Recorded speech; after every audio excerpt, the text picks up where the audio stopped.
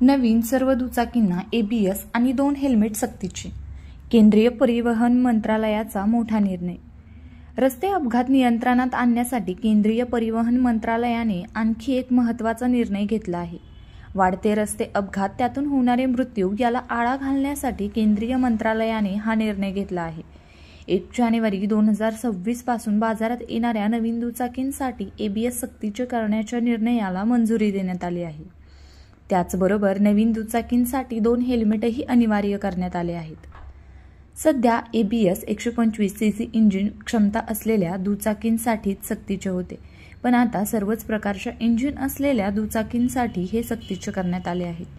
ABS काय आहे? ABS हे वाहनांमध्ये वापरले जाणारे नवतंत्रज्ञान आहे. Anti lock braking system ABS ही एक प्रकारची सुरक्षा प्रणाली आहे जी वाहनाच्या ब्रेक सिस्टममध्ये वापरली जाते. ABS गरजेचे का?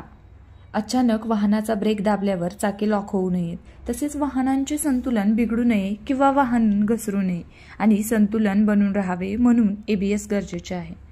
ब्रेक लावल्यानंतर चाकं लॉक न होता फिरत राहतात.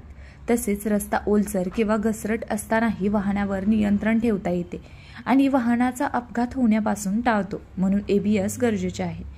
ABSमुळे दुचाकींचा अपघात होण्याचा धोका 34 ते 40% कमी होऊ शकतो. 2 हेल्मेट हवेच.